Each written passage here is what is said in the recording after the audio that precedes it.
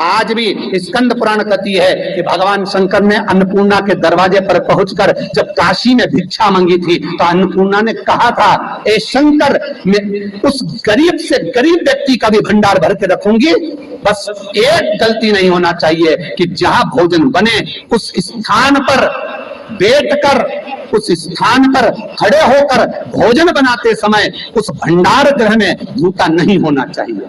तो मैं भर दूंगी भंडारे।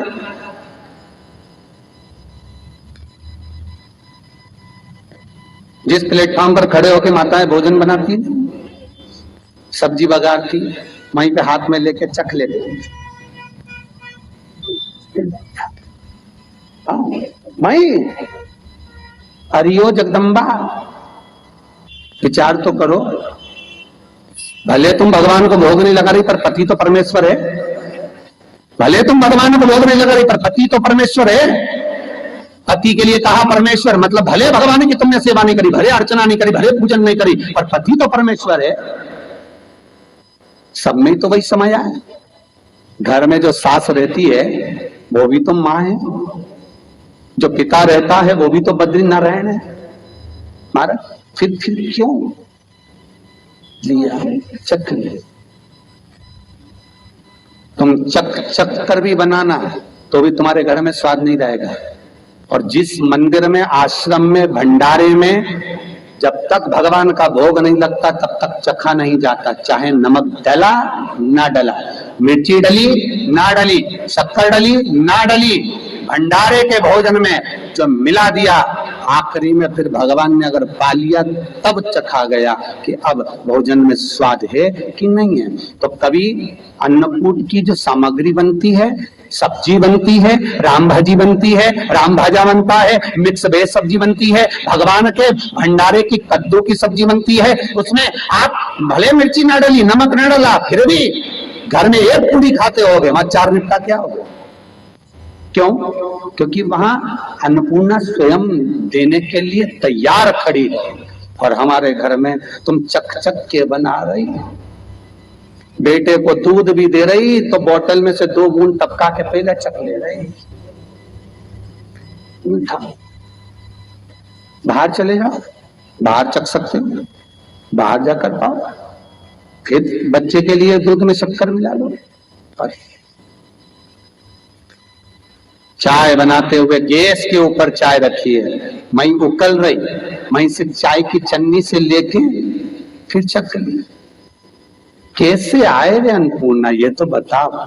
लोग कहते हैं हमारे घर में सारा सुख है गुरुजी, और शांति नहीं है। हमने शांति ना जाने चली गई क्योंकि किचन में किचकिच भरा गई। शांति कहां से होगी? वहां इतना किचकच भरा हुआ है। प्रेम, करुणा, वात्सल्यता, स्नेह, समर्पण समाप्त हो गया। तो लड़का और लड़की का विवाह नहीं हो रहा, बहुत हताश हो गए, परेशान हो गए, विवाह संबंध जमी नहीं रहा। किसी भी बुधवार के दिन तांबे के कलश में चने की दाल को भर लीजिए, किसी भी बुधवार, और तांबे के कलश में चने की दाल को भर लो, उसमें 2 गोल सुपारी रख लो, पूजन वाली सुपारी रखकर 2 सिक्के उसमें रख लो, पीले कपड़े से मुख बांध दो, उसका पूजन करो बुधवार के दिन भी, और गुरुवार के दिन उसका पूजन स्नान करने के बाद करना। और घर में किसी से बात मत करना, मुख से शब्द मत बोलना, मुख झूठा मत करना। पूजन करने के बाद उल्टे हाथ पर कलश को रखकर सीधे हाथ से ढककर कोई ब्राह्मण के घर में जाकर साथ में किसी को ले जाओ, बिना बोले, बिना बात करे, बिना कहे, साथ जाकर ब्राह्मण का दरवाजा बजा दे, बात कर ले और में गया वो, पर तुम्हें नहीं बोलना है। और वो कलश ब्राह्मण के अपनी कामना कर कर वो कलश का दान दे दिया जाए। महाराज ज्यादा से ज्यादा 4 महीना 3 महीने के अंदर विवाह संबंध पक्का हो जाता है। विवाह से चने की दाल का दान कोई सहज नहीं है।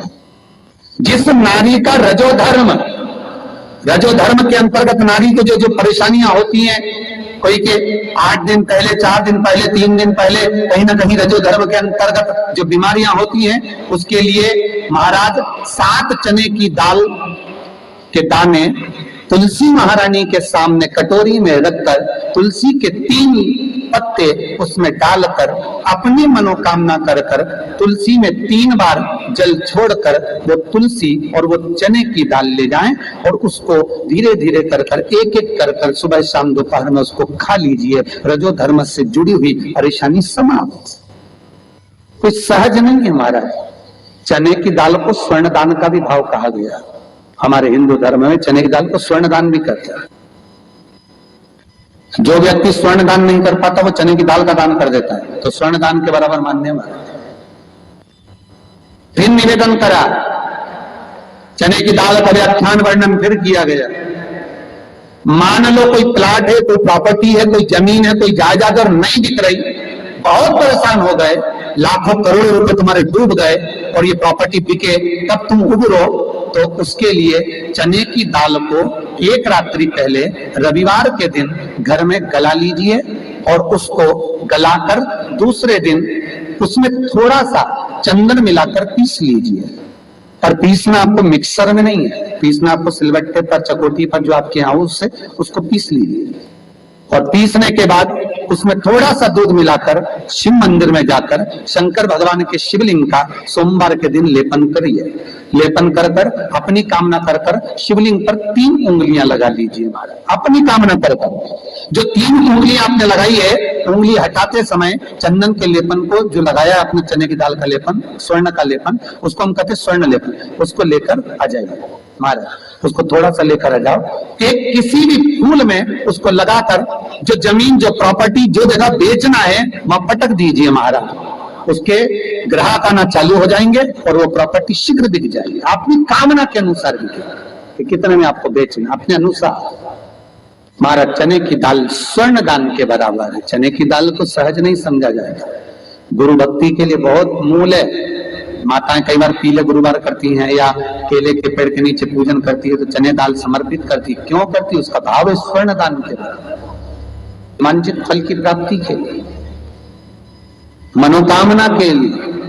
जिस जमीन में फसल कम होती हो, जिस जमीन में प्रॉपर्टी के अंतर्गत कभी लाभ नहीं मिल रहा हो, जो कई लोग जमीन की दलाली का काम करते हैं ना, जमीन बेचवाते हैं, खरीदवाते हैं और कोई लाभ ही नहीं मिल रहा, कई दिनों निकाल दिए, साल निकाल दिए, कोई लाभ नहीं हुआ, तो निवेदन है शंकर भगवान के मंदिर में शिवलिंग पर 108 चने की दाल समर्पित करो। उस 108 चने की दाल को प्रदोष के दिन शाम के समय समर्पित कर कर उस दाल को उठाकर लिया, जेब में पीले रुमाल के साथ उसको बांध कर रख लो। किसी प्रॉपर्टी का सौदा कराने जाओ, उसको पटक कर लेकर जाओ, आपके लाभ होना चाहिए, सौदे होने चाहिए, आपको कमीशन मिलना चाहिए। करना आपको है। कोई भी चीज जो भगवान को समर्पित हो रही है उसमें कोई चीज में सहजता नहीं हो सकती, विषयता का भाव रहता है, उसके अंदर सुख का भाव है, सुख का अनुभव रहता है। महाराज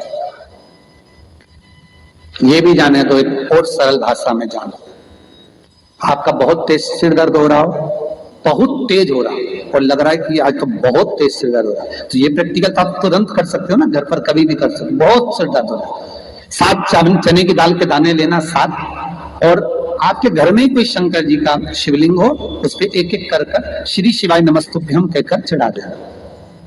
2 मिनट तक शंकर के शिवलिंग को देखना बिल्कुल दोनों आंखों से।